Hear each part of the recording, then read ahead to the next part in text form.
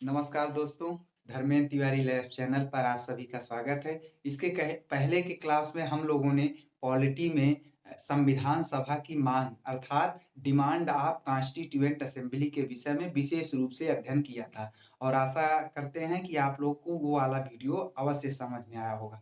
अब हम आज विशेष रूप से वर्णन करेंगे क्रिप्स मिशन। तो पहले हम जो पिछली क्लास में पढ़े थे उसको एक बार रिवीजन कर लेते हैं, तभी अच्छे से हम एक दूसरे को जोड़ पाएँगे, कोरिलेट कर पाएँगे। तो हमने आपको बताया था संविधान सभा की माँग सर्वप्रथम 1895 में लोकमान्य बाल गंगाधर तिलक ने अप्रत्यक्ष रूप से किया था। सर्वप्रथम 1895 में अप्रत्यक्ष रूप से संविधान सभा की माँग लोकमान्य बाल गंगाधर तिलक ने किया था। उसके बाद 1906 में जो है संविधान सभा की माँग को दादा भाई नौरोजी ने भारतीय राष्ट्रीय कांग्रेस के अधिवेशन में स्वराज शब्द से चर्चा किया था। तो 1906 में दादा भाई नौरोजी ने सर्वप्रथम भारतीय राष्ट्रीय कांग्रेस के अधिवेशन में स्वराज शब्द की चर्चा की थी और 1922 में सांकेतिक रूप से महात्मा गांधी ने संविधान सभा के मांग की बात को जो है स्वीकारा था, अर्थात संविधान सभा के गठन की बात को वहां पर मांग की थी। कौन? महात्मा गांधी ने 1922 में। और 1924 में स्वराज पार्टी ने संविधान सभा की मांग को जो है स्वीकार किया था, अर्थात लोगों के मन में जनता में ये बात फैलाई थी कि भारत के लिए एक संविधान सभा होनी चाहिए और उस संविधान सभा की गठन के बाद को सुझाया था लोगों के मन में। सर्वप्रथम कौन सी पार्टी ने? स्वराज पार्टी ने 1924 में। और उसके बाद 1924 के बाद जो है 1934 में मानवेंद्र नाथ राय 1934 में मानवेंद्र नाथ राय ने प्रत्यक्ष रूप से, अर्थात प्रत्यक्ष का मतलब औपचारिक रूप से संविधान सभा के गठन की बात को कही थी। तो भारत के लिए सर्वप्रथम संविधान सभा के गठन की बात औपचारिक रूप से सर्वप्रथम किसने कहा था? मानवेंद्र नाथ राय ने। एम.एन. राय। एग्जाम में बहुत इंपॉर्टेंट है, क्वेश्चन आता है। 1934 में मानवेंद्र नाथ राय ने संविधान सभा के गठन की बात को जो है मांग किया था। कब? 1934 में औपचारिक रूप से या प्रत्यक्ष रूप से। उसके बाद 1935 में भारतीय राष्ट्रीय कांग्रेस ने अपने अधिवेशन में आधिकारिक रूप से संविधान सभा के गठन की बात को स्वीकार किया था। और उसके बाद 1938 में भारतीय राष्ट्रीय कांग्रेस के अधिवेशन में पंडित जवाहरलाल नेहरू ने भी संविधान सभा के गठन की बात कही थी। और 1940 में हमने बताया था लिनलिथगो प्रस्ताव, जिसे अगस्त प्रस्ताव कहा गया था। तो लिनलिथगो या अगस्त प्रस्ताव में संविधान सभा के निर्माण के लिए सैद्धांतिक रूप से ब्रिटिश सरकार ने मांग को स्वीकार किया था। तो ब्रिटिश सरकार ने संविधान सभा के मांग को पहली बार कब स्वीकार किया था? तो 1940 के कौन से? अगस्त प्रस्ताव या लिनलिथगो प्रस्ताव में संविधान सभा के मांग को क्या कर लिया था? स्वीकार किया था। लेकिन अब वहां पर स्वीकार तो किया था, लेकिन वो लिनलिथगो प्रस्ताव या अगस्त प्रस्ताव क्या रहा? स्वीकार रहा। भारतीय लोगों के, भारतीय स्वतंत्रता सेनानी थे, उन लोगों ने इस बात को अस्वीकार किया। क्यों? क्योंकि जो लिनलिथगो प्रस्ताव था उसमें भारत के विभाजन की भी बात छिपी हुई थी। इस कारण से लोगों ने उनकी बातों को, अर्थात लिनलिथगो प्रस्ताव या अगस्त प्रस्ताव को क्या कर दिया? अस्वीकार कर दिया। उसके बाद 1942 में क्रिप्स मिशन आया। 1942 में कौन सा मिशन? क्रिप्स मिशन आया। और क्रिप्स मिशन ने भी भारत के लिए संविधान सभा की मांग को जो है स्वीकार किया और कहा कि भारत में एक निर्वाचित संविधान सभा होना है। निर्वाचित मतलब चुन के, अर्थात जनता वोटिंग करेगी और वोटिंग में जो प्रतिनिधि, जो रिप्रेजेंटेटिव्स जो है चुन के आएगा, वो सब सारे रिप्रेजेंटेटिव मिलके एक सभा में, एक हाल में संविधान सभा का क्या करेंगे? निर्माण करेंगे। तो 1942 में क्रिप्स मिशन ने कौन सी बात को संविधान सभा के गठन की बात को निर्वाचित रूप से गठन के लिए बात को स्वीकार किया था। लेकिन मुस्लिम लीग ने इसमें अड़ंगापूर्ण नीति अपनाई, जिसके कारण क्रिप्स मिशन भी क्या रहा? असफल रहा। मुस्लिम लीग क्यों अड़ंगा अपना रहा था? क्योंकि मुस्लिम लीग चाहता था कि भारत का विभाजन हो जाए, 2 राष्ट्र हो जाए, एक भारत और एक पाकिस्तान, और 2 संविधान बने। इस वजह से क्रिप्स मिशन भी क्या रहा था? असफल रहा था। इन सब के बारे में हमने पिछली क्लास में आपसे वर्णन किया था। अब हम स्टार्ट करते हैं क्रिप्स मिशन। हमने आपसे कहा था विशेष रूप से वर्णन करेंगे, और विशेष रूप से हम लोग क्रिप्स मिशन और कैबिनेट मिशन के बारे में हमने आपसे कहा था कि अगली क्लास में लेके आएंगे। तो चलिए स्टार्ट करते हैं। यदि आप लोगों ने वीडियो को लाइक नहीं किया है तो लाइक करिए, कमेंट कीजिए और चैनल को सब्सक्राइब कीजिए, बेल आइकन को प्रेस कीजिए, जिससे ऑल पे क्लिक कीजिए, जिससे सारे वीडियो का नोटिफिकेशन आपको प्राप्त हो। तो प्लीज आप लोग नोटिफिकेशन के लिए वीडियो को लाइक कीजिए और बेल आइकन को जरूर दबाइए। आइए स्टार्ट करते हैं। तो क्रिप्स मिशन जो था, क्रिप्स मिशन मार्च 1942 में क्रिप्स मिशन की घोषणा हुई। क्रिप्स मिशन की घोषणा कब हुई? मार्च 1942 में। क्रिप्स मिशन कितना सदस्यीय कमेटी थी? तो एक सदस्यीय कमेटी थी। क्रिप्स मिशन में केवल एक ही सदस्य था, तो क्रिप्स मिशन एक सदस्यीय कमेटी थी। और क्रिप्स मिशन में एक सदस्य, वो कौन था? एक सदस्यीय कमेटी का सदस्य कौन था? Sir Stafford Cripps. उन्हीं के नाम से, सर स्टेफर्ड क्रिप्स के नाम से ही इसका नाम क्या रख दिया गया? Cripps mission. क्रिप्स मिशन क्यों रखा गया? क्योंकि इसका नाम क्यों क्रिप्स लिखा गया? क्योंकि इसमें के जो क्रिप्स मिशन के सदस्य थे सर स्टेफर्ड क्रिप्स थे। इन्हीं के नाम के वजह से इस मिशन का नाम क्या रख दिया गया? Cripps mission. तो क्रिप्स मिशन कितने सदस्यीय कमेटी थी? एक सदस्यीय कमेटी थी। क्रिप्स मिशन का सदस्य कौन था? सर स्टेफर्ड क्रिप्स थे। और क्रिप्स मिशन जब भारत आया था, तो क्रिप्स मिशन की जब घोषणा हुई थी, उस समय क्रिप्स मिशन के समय भारत का वायसराय कौन था? तो लॉर्ड लिन लिथगो। तो क्रिप्स मिशन के जो है प्रस्ताव आने के समय भारत का वायसराय कौन था? लॉर्ड लिन लिथगो। लॉर्ड लिन लिथगो हमने बताया था 1940 में लिन लिथगो प्रस्ताव भी आया था, जिसे अस्वीकार कर दिया गया था।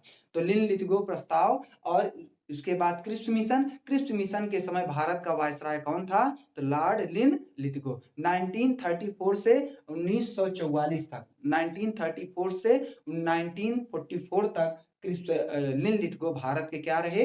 वायसराय रहे।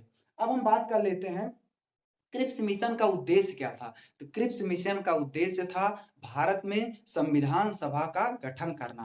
भारत के लिए संविधान सभा का जो है निर्माण करना या कराना था। परंतु वहां पर मेन बात क्या रही कि इस संविधान सभा का निर्माण क्यों नहीं हो पाया?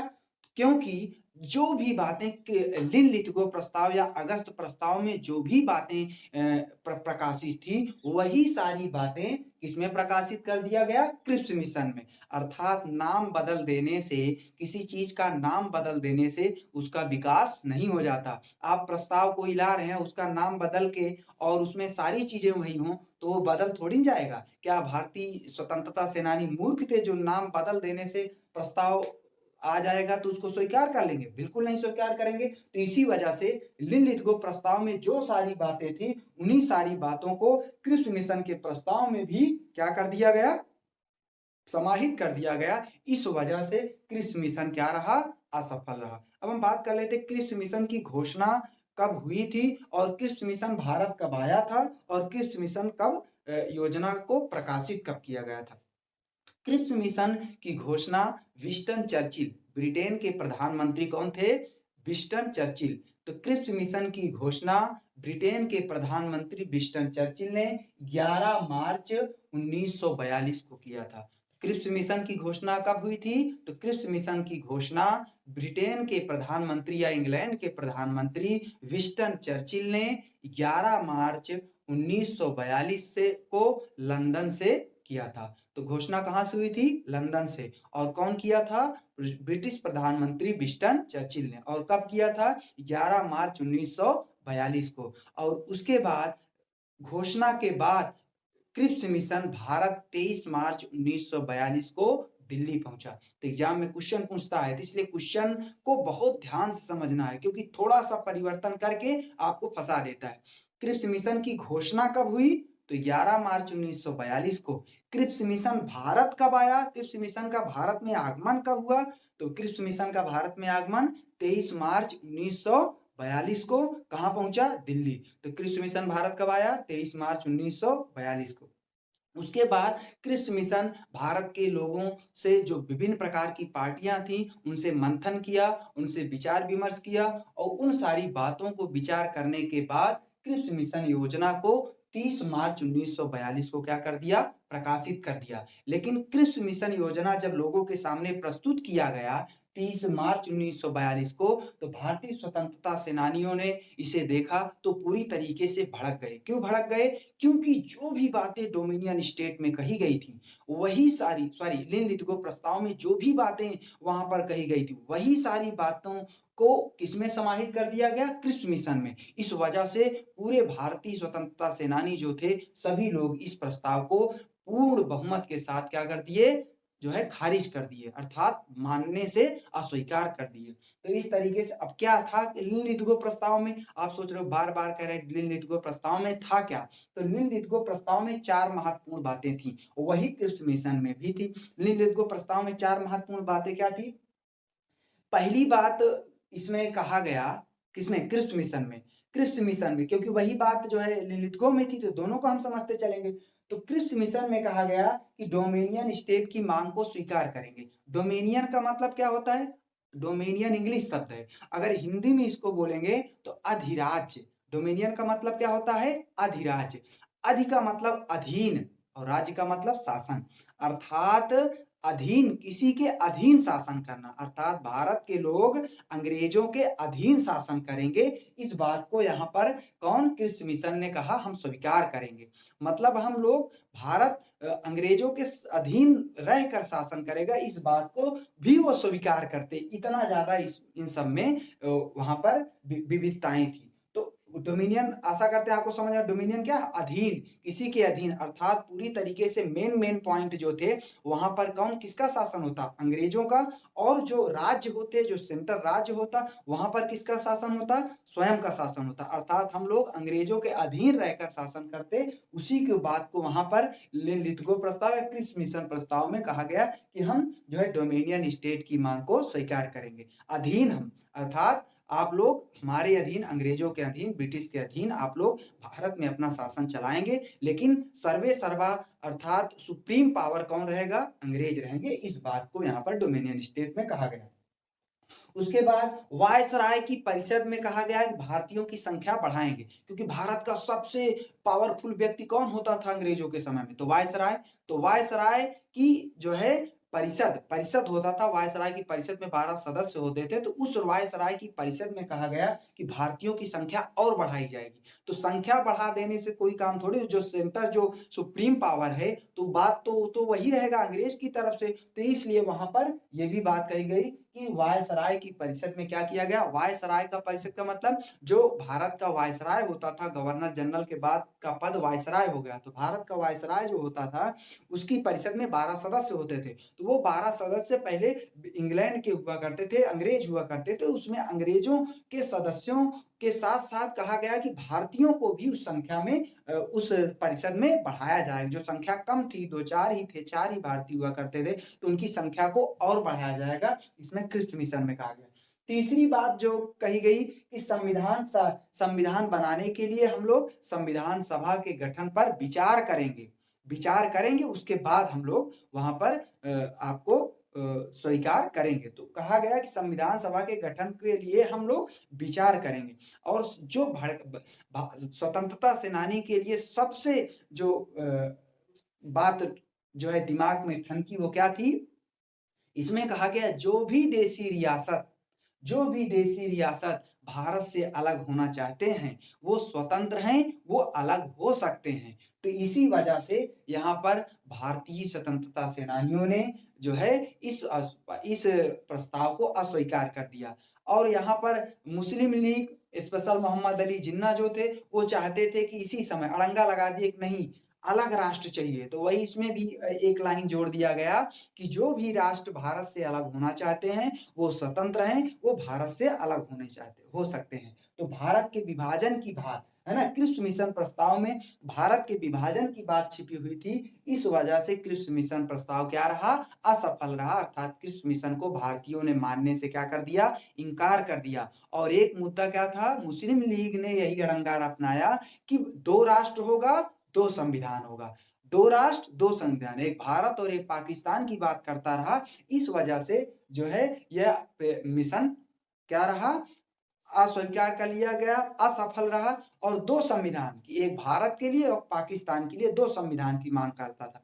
तो यही वजह से इसमें प्रस्ताव में ये भी बातें पारित कर दी गई, जिसके वजह से ये प्रस्ताव क्या हो गया? असफल हो गया। उसके बाद जब ये प्रस्ताव गांधी जी, पंडित जवाहरलाल नेहरू और क्या कहते हैं अबुल कलाम आजाद, इन लोगों ने इस प्रस्ताव को देखा, तो उन लोगों ने इस प्रस्ताव पर कमेंट किया, अर्थात उन लोगों ने क्या कहा? तो महात्मा गांधी ने कहा कि जो महात्मा गांधी ने कृषि मिशन प्रस्ताव को कहा कि यह प्रस्ताव पोस्ट डेटेड चेक है। पोस्ट डेटेड चेक का मतलब है कि ये पूरी तरीके से क्या है? एक्सपायरी डेट है। जिस चेक पर जो है डेट जो है खत्म हो गई हो, एक्सपायरी डेट, अगर कोई चेक हो और उसका डेट वैल्यू जो लिखा है जब तक का, उसके बाद अगर आप बैंक में जाएँगे तो क्या वो जो चेक पारित आपको पैसा भेजेगा? नहीं भेजेगा। तो उसी प्रकार से कहा, क्योंकि ये सारी बातें जो किसमें कहा गया था? लिनलिथगो में, और लिनलिथगो ने पहले से क्या कर दिया था? लिनलिथगो प्रस्ताव को भारतीयों ने अस्वीकार कर दिया था। जब अस्वीकार कर दिया था तो वही चीज़ फिर से ला दिए। तो वो जब पहले से एक्सपायर हो चुका है, तो उसी को फिर से भजाने के लिए आप कृषि मिशन प्रस्ताव के नाम से ले आ रहे हैं, तो क्या वो बन जाएगा? बिल्कुल नहीं बनेगा। तो वही महात्मा गांधी ने इसके लिए, इस प्रस्ताव के लिए कहा कि यह एक पोस्ट डेटेड चेक है, अर्थात ये एक बार एक्सपायर हो चुका है, फिर भी उसे भजाने का प्रयास किया जा रहा है। तो इसीलिए महात्मा गांधी ने इस कृषि मिशन प्रस्ताव के लिए क्या कहा? यह एक पोस्ट डेटेड चेक है। और फिर उसके बाद पंडित जवाहरलाल नेहरू ने इस प्रस्ताव के लिए कहा कि यह उस बैंक का चेक है जो बैंक अब दिवालिया होने वाली है। अर्थात उन्होंने अंग्रेजों के लिए कमेंट किया कि ये जो अंग्रेज लोग जो प्रस्ताव लेके आए हैं, अब वो बहुत दिन तक भारत में शासन नहीं कर पाएँगे, अर्थात हम लोगों का शासन रहेगा। अर्थात अब आप लोग को, अंग्रेजों को यहाँ से क्या कर दिया जाएगा? खदेड़ दिया जाएगा, भगा दिया जाएगा, दिवालिया हो जाएगा, अर्थात उस बैंक का चेक है जो दिवालिया होने वाली है। तो हम लोग क्यों इसको स्वीकार करें? तो ये बातें जो है पंडित जवाहरलाल, उसके बाद अबुल कलाम आजाद ने इसी प्रस्ताव के लिए कहा, जो बच्चा अभी जन्म ही नहीं लिया है, उसके मुंडन की तैयारी की जा रही है। अर्थात इसका कहने का मतलब क्या है कि भारत अभी स्वतंत्र नहीं हुआ और भारत के स्वतंत्र होने से पहले ही भारत के विभाजन की बात कही जा रही है, भारत के बाल्कनीकरण की बात कही जा रही है, तो यह संभव नहीं था। तो अबुल कलाम आजाद ने क्या कहा? जो बच्चा अभी जन्म नहीं लिया, उसके मुंडन की तैयारी की जा रही है। अर्थात भारत अभी स्वतंत्र नहीं हुआ और स्वतंत्र हुआ ही नहीं और उसके विभाजन की पहले से साजिश की जा रही है। तो ये सारी चीज़ें क्रिप्स मिशन में थी, जिसके कारण क्रिप्स मिशन जो है पूरी तरीके से असफल रहा। तो क्रिप्स मिशन में जो है पहली बार लिनलिथगो में सैद्धांतिक रूप से भारत के लिए संविधान सभा के मांग की बात को स्वीकारा था। परंतु क्रिप्स मिशन में कहा कि भारत के लिए एक निर्वाचित संविधान सभा होगी, लेकिन इसको मुस्लिम लीग ने अड़ंगा ला दिया कि स्वतंत्र राष्ट्र की बात करने लगा, जिसके वजह से ये क्या हो गया? असफल हो गया। इसलिए भारतीयों ने कहा कि भारत का विभाजन ये किसी हद तक संभव नहीं है। इस वजह से क्रिप्स मिशन क्या रहा? असफल रहा। उसके बाद फिर से अंग्रेजों ने दूसरा मिशन भेजा, जिसका नाम क्या रखा गया? Cabinet mission. Cabinet mission Bharat कब आया? 1946 में। कैबिनेट मिशन भारत कब आया? 1946 में। कैबिनेट मिशन कब आया? 1946 में। अब हम बात कर लेते हैं कैबिनेट मिशन मेन क्या था? कैबिनेट मिशन की घोषणा की कौन किया था? कैबिनेट मिशन का उद्देश्य क्या था? कैबिनेट मिशन भारत कब आया? कैबिनेट मिशन प्रकाशित कब हुआ? और कैबिनेट मिशन की घोषणा किसने की थी और कहाँ से किया गया था? तो कैबिनेट मिशन जो था वो 3 सदस्यीय कमेटी थी। पहली बात तो ये हम समझ लेते हैं। कैबिनेट मिशन में कुल कितने सदस्यीय कमेटी थी? कितने सदस्य थे? 3। जबकि क्रिप्स मिशन में 1 सदस्यीय कमेटी। कौन था सदस्य? Sir Stafford Cripps. लेकिन कैबिनेट मिशन में कितने सदस्य थे? 3। कैबिनेट मिशन कितने सदस्यीय कमेटी थी? 3। और वो 3 सदस्य कौन-कौन थे? तो पहले थे सर लॉर्ड पैंथिक लॉरेंस। पहले अध्यक्ष कौन था कैबिनेट मिशन का? Lord Pethick Lawrence. तो क्रिप्स मिशन का कैबिनेट मिशन का अध्यक्ष कौन था? Lord Pethick Lawrence. और दूसरे सदस्य जो थे वही sir Stafford Cripps. Sir Stafford Cripps Cripps mission में भी थे, कैबिनेट मिशन में भी थे। तो दूसरे सदस्य कौन थे? Sir Stafford Cripps. पहले सदस्य लॉर्ड पैंथिक लॉरेंस, उसके बाद सर स्टेफर्ड क्रिप्स, और तीसरे सदस्य कौन थे? A B Alexander. A B Alexander. तो कैबिनेट मिशन कितना सदस्यीय कमेटी थी? 3 सदस्यीय कमेटी थी। कैबिनेट मिशन के सदस्य कौन-कौन थे? पहला Lord Pethick Lawrence. Cabinet mission का अध्यक्ष कौन था? Lord Pethick Lawrence. और कैबिनेट मिशन का दूसरा सदस्य कौन था? Sir Stafford Cripps. Stafford Cripps. और कैबिनेट मिशन के तीसरे सदस्य कौन थे? A B Alexander. तो ये कैबिनेट मिशन 3 सदस्यीय कमेटी थी। और कैबिनेट मिशन की घोषणा कौन किया था? तो ब्रिटेन के प्रधानमंत्री कौन? क्लीमेंट एटली। अब आपके मन में आ रहा तो अभी तो विंस्टन चर्चिल बताए थे 1942 में, अब यहाँ पे 46 में कौन आ गया? क्लीमेंट एटली। तो बेटा जब क्रिप्स मिशन आया था तो उस समय ब्रिटेन के प्रधानमंत्री विंस्टन चर्चिल थे, लेकिन उसके बाद जब कैबिनेट मिशन आया था तो ब्रिटेन में ब्रिटेन की सरकार बदल गई थी। यहाँ पर कौन सी पार्टी की सरकार बन गई थी? लेबर पार्टी की। जैसे भारत में 2 पार्टी मेन है, एक भारतीय राष्ट्रीय कांग्रेस, एक भाजपा। तो भारतीय राष्ट्रीय कांग्रेस गई तो जो है भाजपा आएगी, और भाजपा गई तो भारतीय राष्ट्रीय कांग्रेस आएगी। तो उसी प्रकार से विंस्टन चर्चिल जो पार्लियामेंट के ये सदस्य थे, ये प्रधानमंत्री थे, ये हार गए चुनाव, और क्लीमेंट एटली लेबर पार्टी के थे, ये चुनाव जीत गए। तो आपसे बात करें तो कैबिनेट मिशन की घोषणा कौन किया था? ब्रिटेन के प्रधानमंत्री, इंग्लैंड के प्रधानमंत्री, यूनाइटेड किंगडम के प्रधानमंत्री कौन? कौन? क्लीमेंट एटली ने लंदन से जो है किसकी घोषणा करी? कैबिनेट मिशन की घोषणा करी। कैबिनेट मिशन की घोषणा कौन किया था? क्लीमेंट एटली। ब्रिटेन के प्रधानमंत्री क्लीमेंट एटली जो लेबर पार्टी के थे। और क्लीमेंट एटली का नजरिया भारत के प्रति उदार था। वो भारत के प्रति बहुत उदार भाव से देखते थे। इस वजह से भारत और जल्दी, अगर विंस्टन चर्चिल होता तो भारत को शायद 1 आध 2 साल और लग जाता। लेकिन क्लीमेंट एटली जो ब्रिटेन का प्रधानमंत्री था, इसका रवैया भारत के प्रति उदार था, नम्र था। इस वजह से भारत का और ही जल्द रूप से जो है भारत स्वतंत्र हो गया था। तो क्लीमेंट एटली जो थे, उन्होंने कैबिनेट मिशन की घोषणा 1946 में कहाँ से? लंदन से जो है किया। और घोषणा कब हुई? 25 फरवरी 1946 को। तो कैबिनेट मिशन की घोषणा कब हुई? 25 फरवरी 1946 को कैबिनेट मिशन की घोषणा किसने किया? ब्रिटेन के प्रधानमंत्री लेबर पार्टी के कौन? क्लीमेंट एटली ने लंदन से किया। और उसके बाद जो कैबिनेट मिशन था, कैबिनेट मिशन भारत कब पहुंचा? तो कैबिनेट मिशन भारत जो है कब? 24 मार्च 1946 को।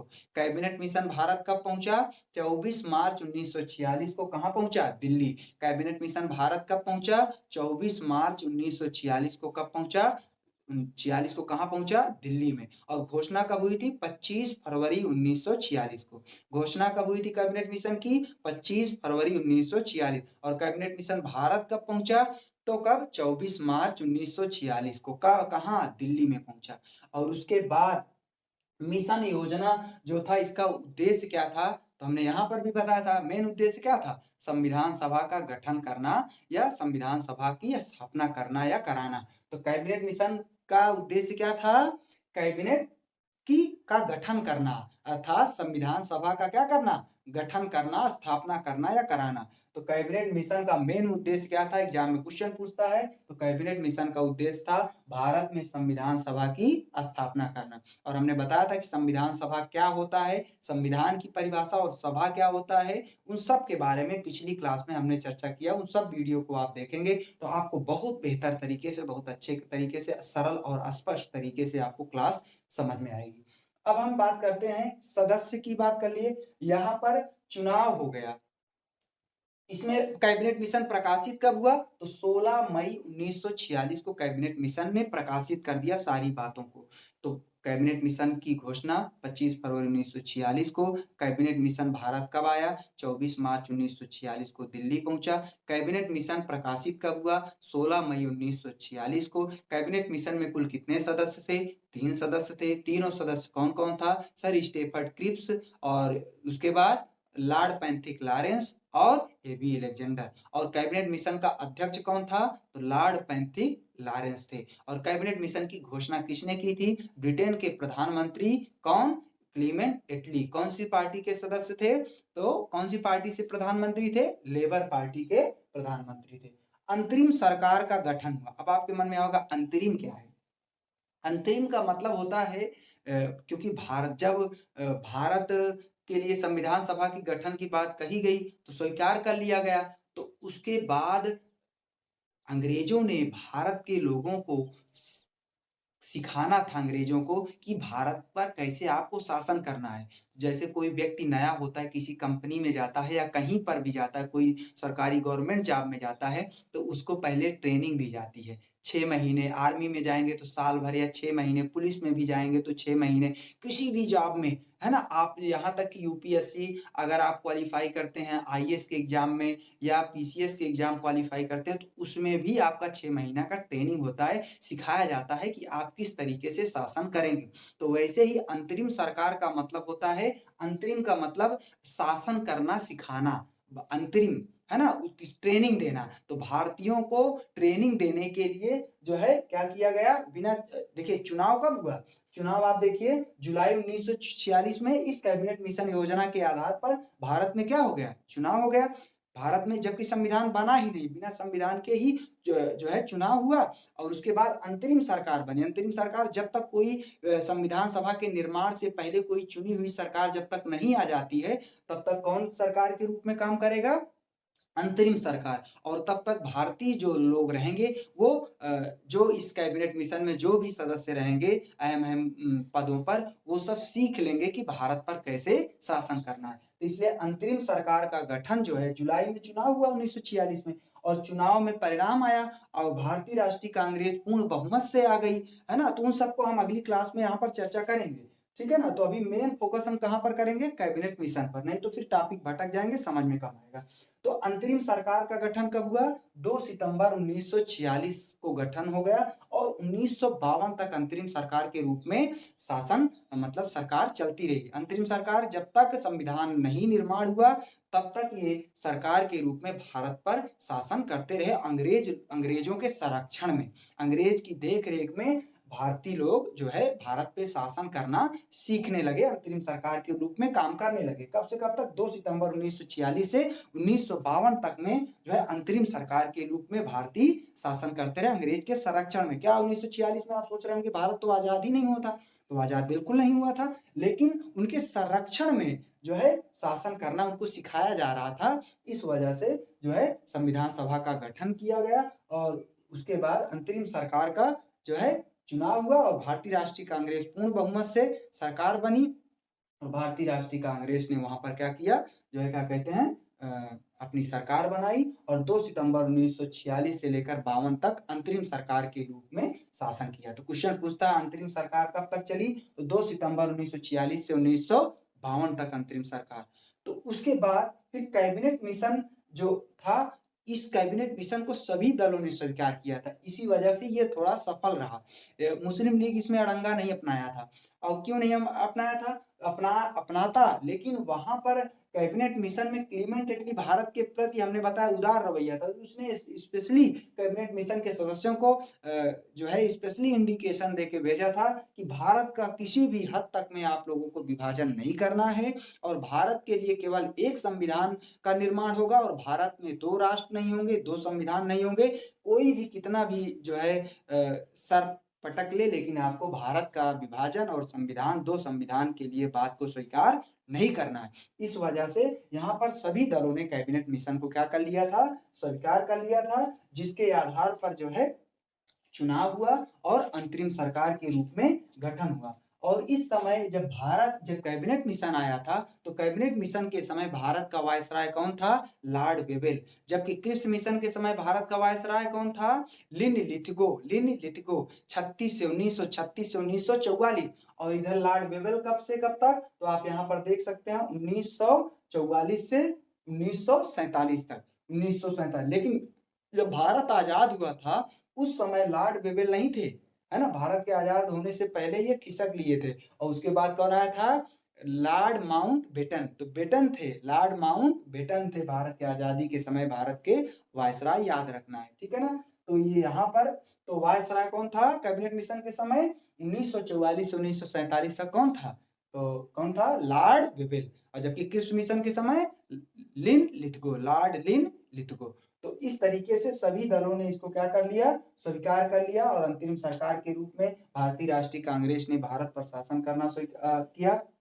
उसके बाद हमने बताया कि आप जानते हो 26 नवंबर 1949 को हमारा संविधान बन के तैयार हो गया था। 26 नवंबर 1949 को संविधान बन के तैयार हो गया, ठीक है ना? तो उसके बाद तैयार हो गया तो उसी के आधार पर भारत में चुनाव हुआ और चुनाव चुनाव तो हो गया लेकिन 51 में चुनाव हुआ, बन के तैयार हुआ 49 में, 26 नवंबर 1949 को और लागू हुआ 26 जनवरी 1950 को। तो उस सारी चीज़ों को पूरी तरीके से व्यवस्थित करने में समय लगा। तो चुनाव 1951 से हुआ भाई, पहली बार चुनाव था कि बैलेट से होना था, कागज़ से होना था, तो इसलिए चुनाव बहुत लंबा समय लगा। तो 1951 से लेकर 1952 तक क्या हुआ? चुनाव हुआ भारत में, भारत के स्वतंत्र होने के बाद और भारत में भारतीय राष्ट्रीय कांग्रेस की सरकार बनी। 1952 में भारत जो है अपना सरकार के रूप में आम चुनाव हुआ और भारत जो है अंतरिम सरकार नहीं,